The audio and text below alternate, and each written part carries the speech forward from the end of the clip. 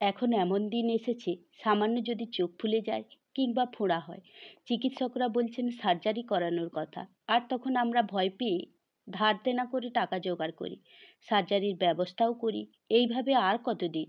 চিকিৎসকদের আমরা ভগবান মনে করি, কারণ প্রাণ বাঁচানোটাই তাদের কাজ। কিন্তু এখন এমন পর্যায়ে চলে যাচ্ছে, আগে বিজনেস, তারপর প্রাণ বাঁচানো।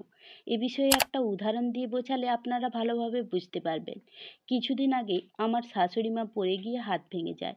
তারপর যথারীতি ডাক্তার দেখানো হয় এবং ডাক্তার বলেন সার্জারি করাতে হবে। তখন আমাদের মা বলেন আমাকে প্লাস্টার করে দিন, তারপর দেখা যাবে। তখন উনারা জোর করে প্লাস্টার ঠিকভাবে না করে হালকা করে বেঁধে দেন। তারপর আমাদের মা অন্য আরেকটা ডাক্তারের কাছে যান।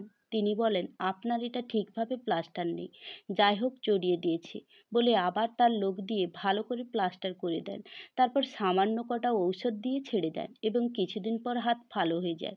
আমি বলছি না সব ডাক্তার খারাপ, তবে ডাক্তাররা এখন বিজনেসকেই বেশি করে দেখছেন, এটাই বলতে চাইছি। আমার পরিবারে যারা যুক্ত হয়েছেন তাদের সতর্ক করার জন্য এই বার্তাটা দিচ্ছি। যখন চিকিৎসকরা সার্জারির কথা বলবেন, অবশ্যই ভেবে দেখা উচিত সত্যিই কি সার্জারির প্রয়োজন আছে। তারপর সিদ্ধান্ত নিন, কারণ এই রকম অহরহ ঘটনা প্রায়ই ঘটে চলেছে। এটা আমার সঙ্গে হয়েছে বলে শেয়ার করলাম, যাতে আগামী দিনে আপনাদের সমস্যায় পড়তে না হয়।